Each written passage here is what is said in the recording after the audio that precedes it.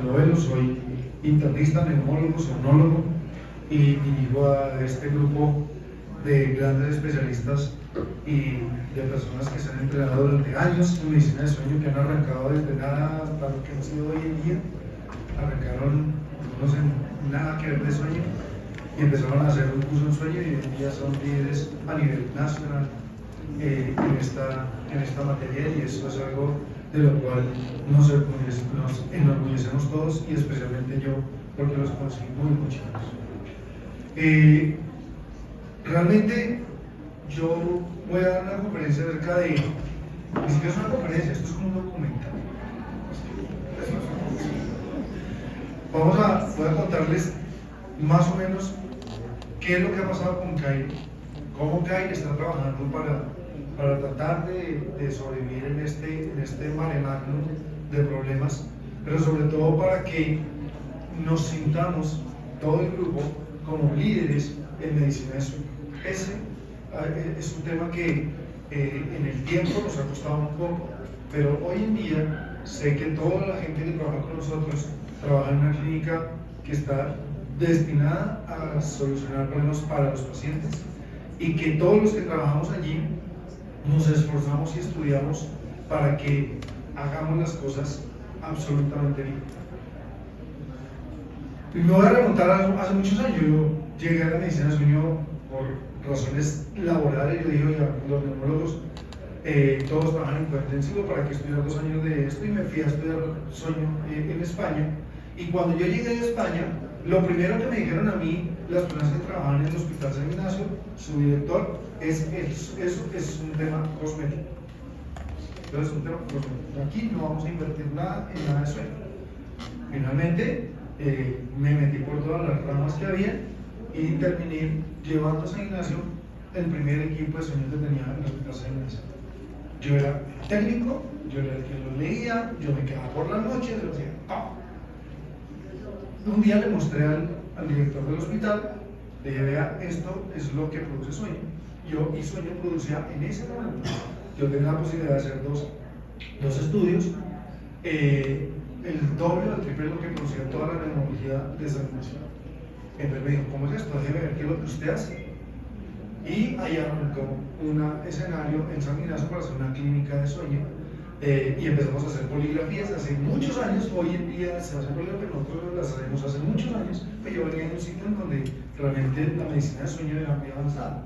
Pero me remito a eso porque en esa época, y hasta hace muy poco, la apnea del sueño era esto: era una obstrucción de la vía aérea cuando el paciente estaba durmiendo, y ahí estaba todo.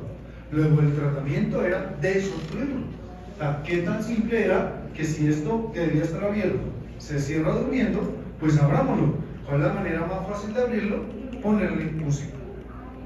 ¿Ya? Le poníamos una máquina que con presión positiva le ganara a esta masa muscular que es la lengua, a esa campanilla, y se acabaron los problemas. Y en esta época entonces todo resultado de polisomnografía, no importaba lo que saliera, 5, 10, 15, 20, 25, 30, 50, todos sin pago. Y teníamos una cantidad de cipagos. Los aseguradores no se preocupaban mucho del tema hasta que un día un asegurador nos llama y nos dice, oiga, vengan para acá, tenemos ya más cipagos que gente conocida. ¿Esa vaina qué es? Entonces empezamos a sentarnos con ellos, a mostrarles el problema que teníamos, el problema a lo que se estaba sometiendo el asegurador, y empezamos a hablarles de esto. Ya Rafa les comentó. Entonces les decíamos, mire, las personas que tienen apnea de sueño, cuando se les cierra eso, se les cae el oxígeno, hacen hipoxia, hacen hiperoxia, se inflaman, y entonces empezamos a ver a todos hipertensos, a todos los vemos con sueño, a todos los vemos cansados, a todos los que en el tiempo nos hemos dado cuenta que ni todos están tan enfermos, ni todos tienen tantos síntomas. Entonces, cuando ya creíamos que teníamos las respuestas, empiezan a aparecer nuevos problemas. Entonces, en esa época hacíamos un estudio de sueño, se llamaba polisomnograma diagnóstico en la noche. Cuando yo entré a Caile, habían 2 camitas, crecimos a 6 camas y hacemos más de 100 estudios todas las noches de nuestros días. Pero hemos crecido porque en esa época los estudios de sueños eran estos. Era pues un programa convencional o conectando un equipo de sueño a la persona en la casa. Todo el mundo decía, ¿quién va a dormir con un equipo de sueño en la casa? O sea, además el riesgo, eso se lo roba. ¿Cuánto vale ese equipo? 100 millones, se lo van a robar. Nadie hace un estudio de sueño hoy en día. Nosotros hemos trasladado mucho de nuestra experiencia a la casa del paciente. Muchos de los pacientes que tenemos hoy en día están viviendo en su casa y empezamos a utilizar estudios que en esta época decían tipo 3 poligrafía, eso es para tamizar, eso es para saber si está enfermo o no, y después tiene que hacer un polisomnograma. Pasó a la historia y hoy en día tenemos que hacer más poligrafía. Lástima que se fue el doctor que hizo la pregunta de Guaviare, pero ¿dónde está? Véalo, es que es por allá atrás. Vea, doctor, esta gráfica se la presentamos hace más de 12 años, 15 años a los aseguradores y le mostrábamos lo que usted hoy preguntó. Oiga, yo lo diagnostico, yo le pido un examen de diagnóstico, otro le hace el polisomnograma, otro le hace la titulación, porque no hay que le hacer el polisomnograma hacia la titulación, estamos hablando hace varios años. Después le llegaba a un médico que normalmente no sabe sueño, Luego él lo que hacía era prescribirle una máquina de estas. El asegurador hacía una orden, buscaba un proveedor, le entregaban una máquina, llegaba a los controles, no se ponía esa mano. Entonces, yo me acuerdo mucho, el doctor Juan Carlos Echandía de Sanitas me llamó un día y me dice, hermano, a mí me perdonan, pero eso del sueño es una vagabundería. Le hacen una cantidad de exámenes, me dicen que el tipo está enfermo, que tiene que ponerse una máquina, y yo le pregunto, oye, ¿cómo está el paciente? No, la máquina la tiene sosteniendo la puerta de la casa. Porque claro, había una desintegración total desde el diagnóstico hasta la terapia y el seguimiento. Y nosotros proponíamos en ese momento que el paciente debía ser integrado a un programa que entendiera su enfermedad y que además lo llevara de la mano para corregir el problema fundamental por el que se estaba quejando. Demostrábamos que el CPAP no era el problema,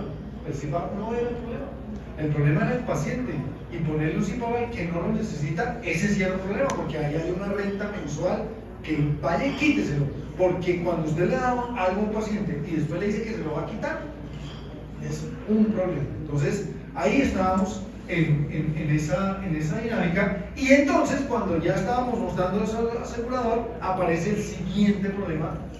Ya teníamos una respuesta, ya el asegurador nos estaba copiando, dijo, oiga, nos gusta el tema, hagámoslo, intentémoslo, y aparece esto.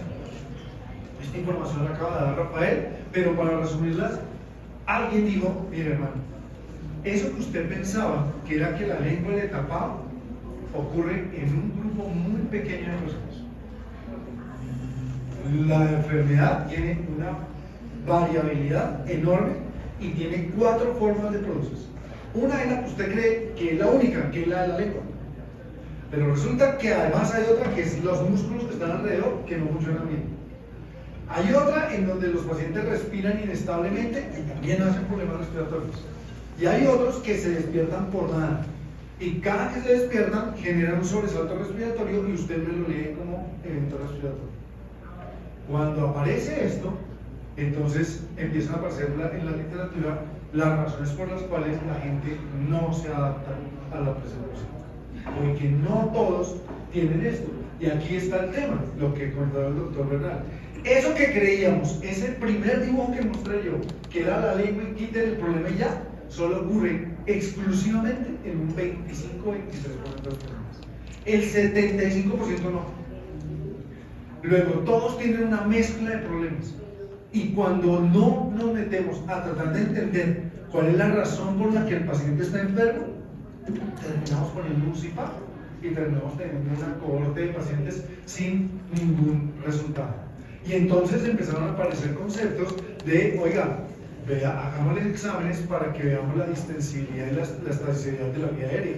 Hagamos exámenes para ver cómo es tan sensible o reactivo la respiración de los pacientes. Y esto nos ha llevado a que veamos de manera diferente la unidad de sueño. Primero, ¿cuál es la prevalencia que nosotros veíamos? No, todo el mundo decía, la prevalencia de la apnea de sueño es 4%. Mentira, la prevalencia de sueño es de acuerdo a la edad. Y en pacientes que tienen más de 50 años, la prevalencia puede ser por encima del 30%. O sea, podemos tener un número enorme de pacientes diagnosticados con apnea de sueño. ¿Cuál es el criterio? Que tenga un polisomnograma con IH de más de 5. El que es dificilísimo tener un polisomnograma menor de 5. Es casi imposible, es muy, muy difícil. Entonces, claro, tenemos un examen de tremenda sensibilidad, pero muy poco específico. Y ahí se necesita un criterio médico. Porque si uno tiene un examen que dice todos los de este salón tienen diabetes, necesitamos alguien que diga, no, ahí le salió alta el azúcar, pero se acabó de comer una fruta. Entonces, el criterio médico empieza a tener más importancia que el examen. Lo otro que empezamos a aprender, el IAH. Todas las conductas se toman por el IAH.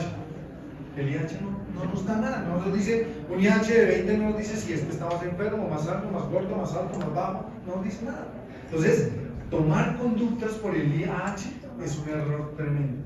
Y por eso hoy en día hay herramientas como la carga de desactuación, medidas como tipo de evento, si es más obstructivo, si es más hiponea, si es más de morbo. O sea, hay una cantidad de fenómenos que tienen que superar este tema. Y lo otro es que la adherencia a la terapia de compresión positiva va a depender sí y solo sí de que escojamos adecuadamente al paciente y que tengamos todo un equipo que brinde educación y soporte a ese paciente. Si no tenemos eso, más del 20% jamás reclaman el equipo. Y hay un porcentaje que lo devuelve en menos de 6 meses. Así están enfermos, porque no saben qué es lo que tienen. Ellos creen que es un castigo ponerles una máquina de estas y no un tratamiento. Pero cuando ya decimos listo, ya los tenemos convencidos, empieza a aparecer el otro problema. Literatura que dice que el CPAP no protege ni previene nada. Y ahí empezó todo el mundo a temer. Todos empezamos a temer. Y la literatura hoy en día discute de manera fuerte la verdadera utilidad del CPAP en prevención de enfermedades que a la gente hoy en día todavía la mandan para eso. Por ejemplo, los pacientes con infarto agudo de miocardio, ya infartados, con índices de apnea de menos de 30 por hora, el CPAP no les previene. Ya está demostrado en un sinfín de estudios, pero en un sinfín. Entonces, empezamos a tener información, una información loca, porque dijimos, oiga, nosotros a cuántas personas le hemos dicho que si no se pone eso, se muere. Nosotros no nos decimos en calle porque no es nuestro estilo, pero no llega, ¿sí? Doctora, me dijeron que si usted no me formulaba eso, me muero, ¿sí? ¿Por qué? Porque hay un desconocimiento, creo que hay más ruido, y entonces aparece esta información en donde dice, miren, el CPAP es para un grupo de pacientes, pero no estudienlos bien porque existen terapias farmacológicas para poderlos dormir mejor, existen aparatos dentales para poderlos dormir mejor, existen terapias para fortalecer los músculos, existen posiciones para que dejen de tener problemas. Es decir, deje de pensar que el CPAP es la panacea y el tratamiento de todo lo que ocurre en esta vida. Con base en eso, nosotros hemos tenido que ir avanzando porque sería mentira decir que nosotros no lo hicimos. Nosotros pensamos en una época que si no poníamos un CPAP estábamos cometiendo el daño más grande al paciente. Y hoy en día, como dice el doctor Bernal, como dice Rafita, tenemos pacientes con índices de 35, 36, 38 horas y no tienen un CPAP. El problema es que va donde otro médico y ese otro médico le dice, pero como si no cambie. Es un tema difícil, es un tema complicado, porque claro, nosotros nos basamos en la evidencia de lo que estamos estudiando y cómo vamos viendo a los pacientes. Tenemos una cohorte de pacientes enorme. Creo que no somos la única clínica de sueño grande, hay clínicas que afortunadamente están como con nosotros grandes, compiten, y mientras haya competencia hay ganas de hacer más cosas y de crear y de ser más creativos. Pero nosotros vemos una cohorte fácilmente de casi 40.000 pacientes. 40.000 pacientes es un jurgo de pacientes. Y vemos adultos, vemos pacientes niños, o sea, tenemos muchos pacientes. Pero ¿a quién nos vamos? A lo que veía. Hoy en día, la mayoría de nuestros estudios que hacemos están entre el polisonograma basal. La mayoría de ellos ya los hacemos en casa y poligrafías respiratorias. Ya no hacemos mucho polisonograma. Eso es bueno, buenísimo. Para los pacientes, facilísimo. Hay evidencia científica que dice ese es el examen para hacerlo. De hecho, en muchos países de este universo no le permiten hacer un polisonograma a una entidad si no le hizo primero una poligrafía. Luego, la poligrafía es la herramienta para hacer el diagnóstico en sospecha de apnea de sueño. Tiene sus exclusiones, tema de otra conversación, pero en la mayoría de los casos una poligrafía soluciona el problema. Entonces lo hacemos, nos devuelven al paciente. No, es que el doctor X dijo que tenían que hacer un examen completo de sueño. Que este examen no es el que pidió, que este no sirve. Pues tenemos un tema de desconocimiento del mundo, de la medicina, de nuestros propios colegas, y no es en Guaviare, es en Bogotá. En Bogotá. Nos llega el paciente y tenemos que convencerlo de que el examen que tiene es el real y que el resultado es el que tiene. Y que por esa razón le damos esta o otra alternativa. ¿Qué más hemos tenido? Las comorbilidades que hemos observado. La mayoría de los pacientes nuestros son hipertensos. Tenemos una prevalencia de hipertensión tremenda. Y por eso creemos que hoy en día a todo paciente que tenga algún síntoma, síntomas, porque es una escala, utilizar una escala, y que sea hipertenso, búsquenle apnea de sueño porque es una terapia. Busquen apnea de sueño, no pongan los CPAP, busquen apnea de sueño y verá que de pronto puede hacer otras cosas. Esta diapositiva, Karen mostró algunas cosas ahora, pero nosotros hemos cambiado la historia de mucho asegurador, quitando PIPAPs, auto-PIPAPs, ASBs, cosas que se formulaban de manera loca, cuando hoy en día la literatura médica es clara, no hay ningún beneficio superior al CPAP con las otras herramientas para la persona, ninguno. Y hay unos exceptos, y esos exceptos pues sí hay que conocerlos, porque si uno le dispara al excepto la generalidad, se equivoca y ahí pues puede tener problemas. Pero por lo general el CPAP es más que suficiente. Aquí digamos que nosotros tenemos tres programas grandes. Este es el programa que tenemos de Sanitas, ya ha mostrado mucho esta adherencia, y tenemos aquí voy a pasarme esto es lo que está mejor. Los otros dos programas. Tengo otros dos programas. Este es el programa que tenemos de compensar, que es una adherencia que nos fluctúa un poquito por el 65-67%, o sea, como 4 o 5 puntos por debajo, y tenemos otro programa que es el de SOS. ¿Cuál probablemente es la diferencia entre uno y otro? Es qué tanto nosotros tenemos poder de intervenir. O sea, ahorita alguien me decía, doctor, ¿qué hago que a mi mamá se le rompió la máscara y le dijeron que tenía que esperar 13 meses para que le dieran la máscara? O sea, es un tema que está pegado en la aseguradora, es el que nos dice, cuando una máscara bien usada, si dura 8 meses, es muy bueno, es demasiado bueno. Entonces, yo creo que esa individualidad de detalles hace que la gente se adhiera más o se pierda la adherencia. Una persona que estaba adherida y deja de utilizar un CPAP 2 meses, no se lo vuelve a poner. Igual a uno le dice, pero usted lo sabe muy bien, pero esa máscara se rompió y sabe, oye, ya duermo mejor si eso. Perdimos todo un trabajo que se había hecho durante años por un detalle mínimo, que es no tener esa individualidad del paciente bien adherido y que necesita una máscara. Esto es lo que le comentaba a Daisy ahora en la conferencia. La realidad es esta. La realidad es que el 50% de los pacientes, o menos, los podemos pasar a máscaras nasales. No hay máscaras nasales. No hay. Y tenemos que tratar al paciente. Tengo que convencerlo, oye, utilicemos esta porque no hay máscaras, no la tenemos. Entonces, ese es un problema real, y es un problema que se está viviendo todas las clínicas de sueño. Entonces, una cosa es la teoría es póngale máscaras a todo el mundo, y la realidad, ahí no se la. Ese es un tema que realmente incomoda.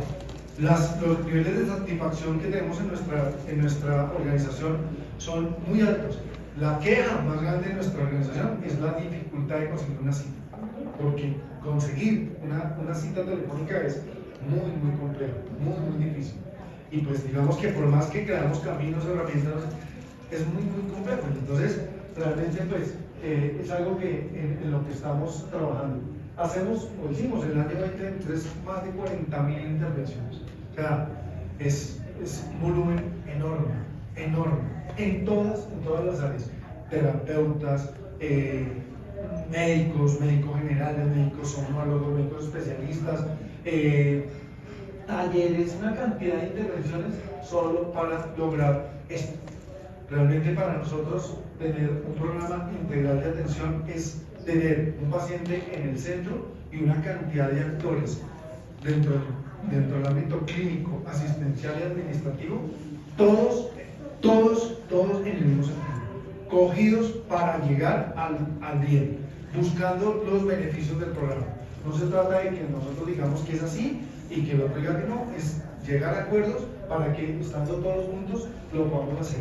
Esto es un pequeño ejemplo de lo que nosotros hoy en día hacemos en nuestra clínica de sueños, muy pequeño, es un resumen, traté de que fuera un resumen, pero digamos que el tema es siempre nos basamos en el análisis clínico. Para nosotros no existe el polisomnograma como medida única de atención, es un análisis clínico y en el análisis clínico tratamos de medir siempre el grado de somnolencia, no tiene ninguna otra explicación, pues le haremos un polisomnograma y si tiene mucha somnolencia, para nosotros ese paciente tiene una indicación clarísima de ponerle un equipo de presión positiva.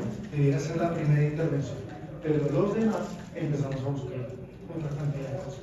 ¿O será que este paciente le podemos poner un dispositivo de mandibular? ¿Lo mandamos a terapia funcional? Oiga, antes, ¿quién mandaba pacientes a cirugía? Todo el mundo le decía, a cirugía no sirve. Nosotros mandamos pacientes a que nos valore el cirujano maxilofacial y el otorrinolaringólogo para que por favor vea la opción quirúrgica en los casos en los cuales lo hemos identificado y que tiene un fenotipo que dice, no, hombre, déjese operar porque le va a ir diferente y vamos a quitar esa máquina. Entonces, son tareas que para nosotros parecieran muy del día a día, pero incluye un mundo de gente.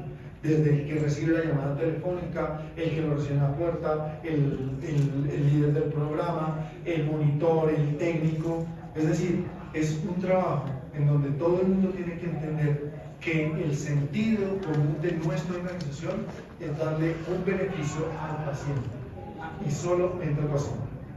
¿Cuáles son nuestros retos realmente?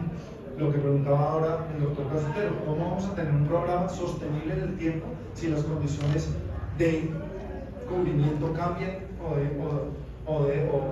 lo que planteen pues, las nuevas resoluciones? ¿Cómo damos respuesta a otros trastornos de sueño que no sea exclusivamente la apnea de sueño? Tenemos aseguradores que nos dicen, si usted tiene un insomnio, me lo manda para la COR, para el psiquiatra. El psiquiatra va y el paciente vuelve. ¿Qué le digo al psiquiatra? Y ustedes son los que saben de sueño. ¿Sí? Entonces ahí tenemos un problema porque no está agarrado, no está realmente sincronizado, no está agarrado. Y eso es un problema para el paciente y no para nosotros. Un paciente que tenga insomnio y que tenga indicación de por eso un equipo de presión positiva, pues no se lo va a poner. El problema es que no lo estamos funcionando realmente ese tema. Queremos y debemos transmitir más información con base en los trabajos como los que hemos presentado en el día de hoy. Tenemos que profesionalizar a toda la gente que trabaja con nosotros y a los que no trabajan con nosotros. Le decía al doctor que con mucho gusto le ayudamos porque parte fundamental es educar y enseñarle a los demás para que todos podamos finalmente tomar una conducta parecida y el beneficiado sea exclusivamente el paciente. Obviamente integrar las otras opciones de tratamiento, porque ¿qué saco yo diciendo al paciente? Aquí te viene perfecto un dispositivo de avanzar en el examen, él dice, sí, doctor, va para, no, doctor, eso no, póngame así, para ponerme eso tengo que sacar 5 millones de pesos. Ahí empezamos a tener una serie y yo digo, bueno, ¿Cómo no es posible que podamos tener un contacto, un arreglo con la gente que trabaja en el tema? Porque, sí, no sé, un dispositivo costaba 2, 3 millones de pesos. ¿Cuánto vale mensualmente un equipo de sueño que usa poco? La verdad es que está dineral.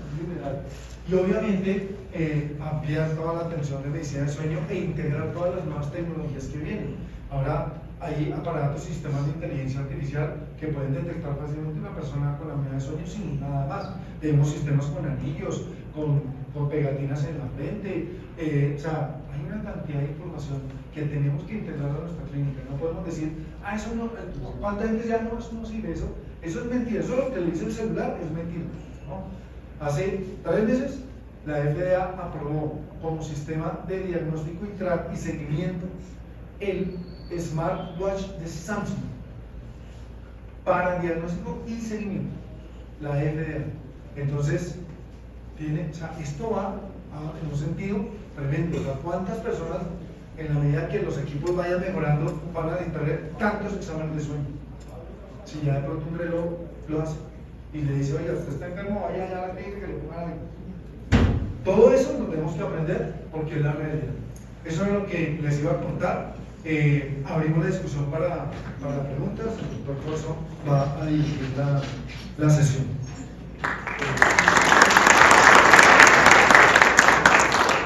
Muchas gracias.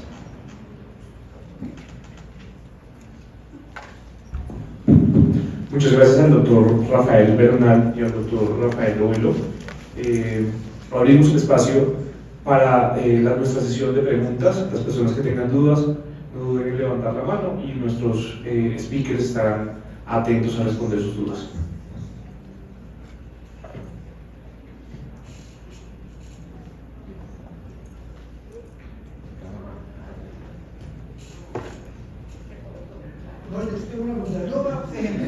Yo me voy a hacer una pregunta. No, aquí hay. Perdón, doctor Lovell, aquí hay preguntas. Ya, perdón. No es que pensé que nadie digamos, en temas, ¿cuál es el trastorno del sueño más común, aparte de la apnea, de los que sufren más los adultos y cuál los niños? O sea, ¿cuál los menores de edad? Mira, el síntoma principal más frecuente que tienen las personas que van a consulta es insomnio. ¿Sí? Es insomnio. La enfermedad como tal de insomnio ocurre en menos del 10% de la población y siempre está ligado a un trastorno de personalidad. ¿Sí? Es diferente. Pero no es la apnea de sueño. O sea, la apnea de sueño tiene una prevalencia, digamos que depende del grupo de edad que tú tengas, lo vas a ver, pero la prevalencia de insomnio como síntoma es enorme. Entonces, lo más frecuente que un médico general puede ver en su consulta normal probablemente es insomnio. Pero si está en grupos como el de nosotros que tenemos unas cohortes de apnea, pues la prevalencia nuestra de apnea de sueño es altísima, ¿ves? Pero el síntoma y el problema fundamental por el que la gente más consulta cuando tiene un problema de sueño, de hecho, muchos llegan al médico y le dicen, no, yo no puedo, me acuesto y no me duermo. Y me duermo y me despierto 2 veces, no reconcilio, no sé qué, le piden un polisomnograma. ¿Sí? Y resulta que el polisomnograma, el índice de polisomnografía es eventos sobre el total de horas de sueño. Entonces, claro, eso le sale disparadísimo y le dice, Dios, usted lo que tenía era apnea. Y le ponen un CPAP y ahí sí el tipo se enloquece y dice, no, antes dormía 3 horas, ahora duermo 1 hora y media con esta alta. Yo vengo a devolverlo. Claro que ese no era el problema. A eso es a lo que vamos. O sea, el polisomnograma es un examen que mal solicitado genera una cantidad de sobrecostos muy altos, muy altos. Muy altos, porque el que ve ese examen después dice, le faltó, era la apneas, va para la titulación va a que le renten un equipo. O sea, imagínate lo que cuesta eso y eso multiplicarlo por, pues ahí tenemos 40.000 pacientes, multiplicarlo por 40.000 lo que cuesta eso, mensual, ¿no? En niños también es insomnio, pues el síntoma también es, y el origen son las malas medidas de higiene de sueño, por eso ahí el grupo a intervenir son los papás, ¿sí? O los cuidadores. Pero esa es la patología más frecuente. Gracias. vendió pues otra cosa, y es cómo integrar todas estas opciones de terapia que hay diferentes al CIPAP con esa alianza que tenemos entre los aseguradores, nosotros que somos los prestadores, el paciente, para lograr que no sea solamente el CIPAP la única estrategia de tratamiento y podamos tener más opciones. O sea, ¿qué nos falta? ¿Qué podemos hacer para que finalmente podamos tener todas esas opciones para los pacientes y no centrarnos en que como no se pudo hacer la cirugía porque esa es la otra, ¿no? O sea, lo mandamos a que el maxilo lo vea con los dientes aquí atrás, y los dientes le salen por aquí por la nuca y el maxilo dice, la cirugía no sirve para nada. ¿Sí? Entonces el paciente vuelve y dice, no, a mí me dijeron que no sabía lo que pasó. Entonces, ¿qué hacer? Ahí sí quisiera la opinión de ustedes que ven el mundo desde allá. Nosotros lo vemos aquí abajo, ahora usted no quisiera como la opinión. Voy a pasar el micrófono. ¿Qué te imaginas, amigo?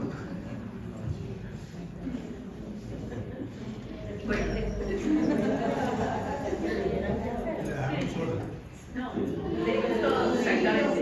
Pero todos tenemos.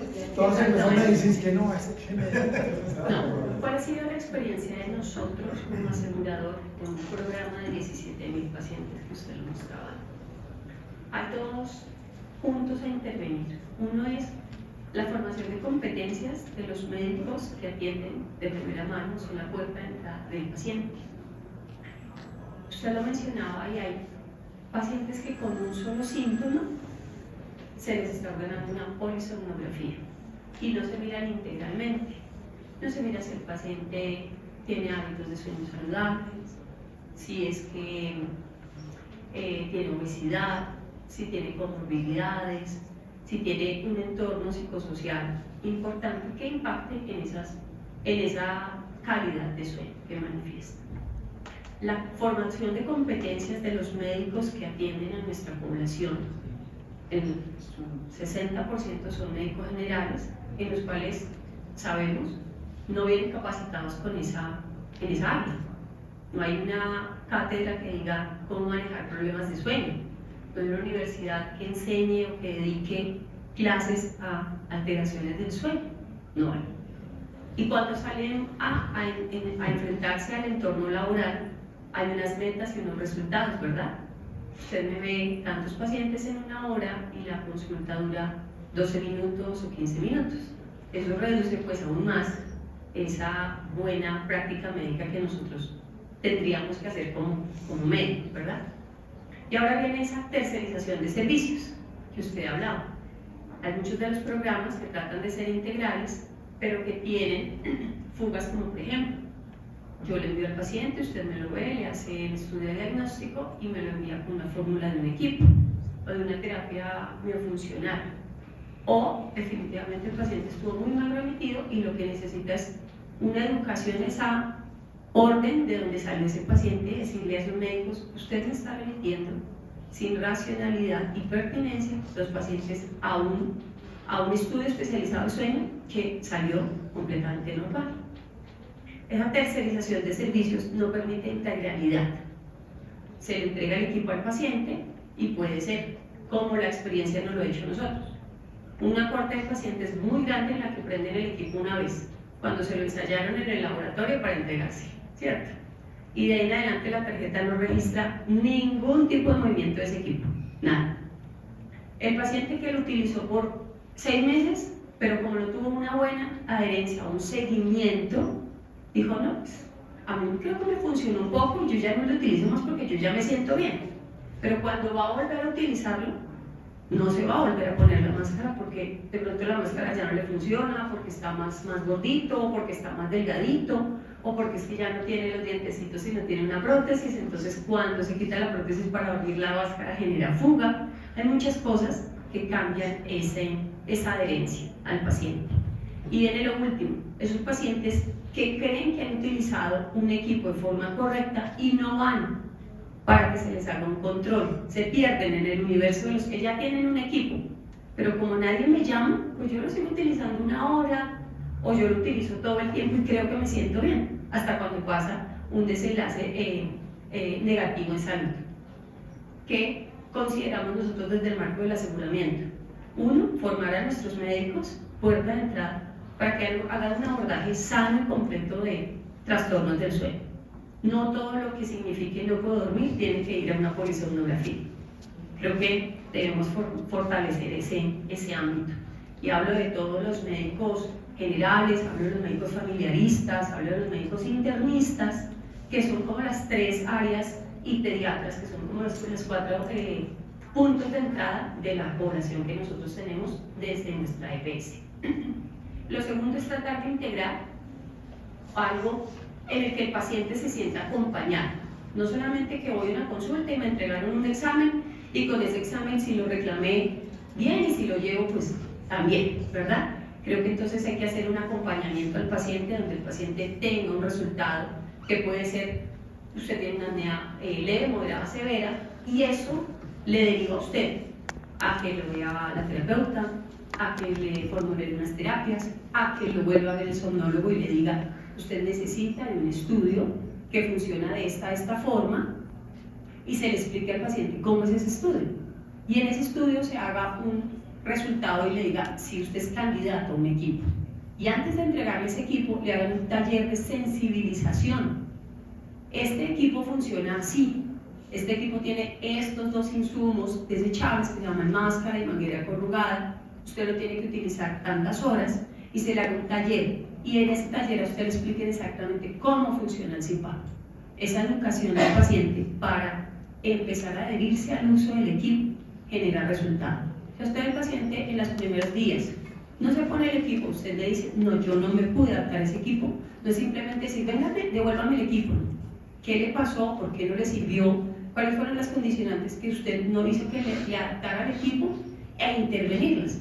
Hay pacientes que requieren un proceso de adaptación un poquito más prolongado y con un acompañamiento más fuerte, y hay otros pacientes que afortunadamente responden muy bien a la terapia y pues se adaptan más fácil, ¿sí?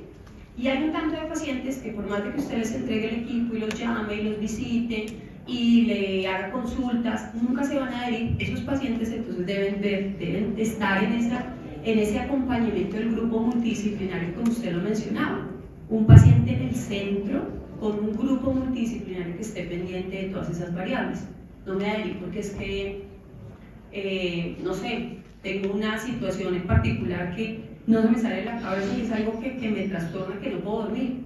Tengo hipertensión, diabetes no controlada, eso no me permite adherirme bien al tratamiento. Hay una cuestión muy tácita.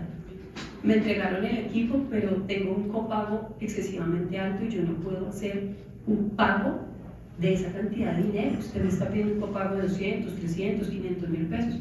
Doctor, qué pena, usted me lo formuló, pero yo no lo puedo recibir porque económicamente no alcanzo a pagar eso y me toca pagarlo cada mes hasta que complete el tope año. O el recibo de luz. ¿Sí? Porque tenemos población que puede tener acceso a los servicios de salud, pero vive en un barrio en el cual le cortan la luz desde las 7 de la noche hasta las 7 de la mañana. ¿Cómo le mido yo la adherencia a ese paciente? Si no es que no tiene luz para ponerse el equipo. Y no le voy a decir utilice el equipo en las horas del día, cuando usted tiene que salir a trabajar. Hay muchas condicionantes que desde el programa integral de atención podemos abarcar para que estos programas de apnea funcionen. No solamente prescribir un equipo por prescribirlo, sino mirar el entorno y ver integralmente a un paciente. Creo que eso es lo que nosotros idealmente pensamos en construir. Ha sido un trabajo bastante dispendioso, pero hemos tratado de avanzar en mirar a ese paciente como usted lo planteaba en esa diapositiva. Creo que esa es la experiencia que hemos tenido con nuestra core de pacientes de 17.000 usuarios que tenemos. Llevamos una ley hace mucho tiempo que ha sido muy buena para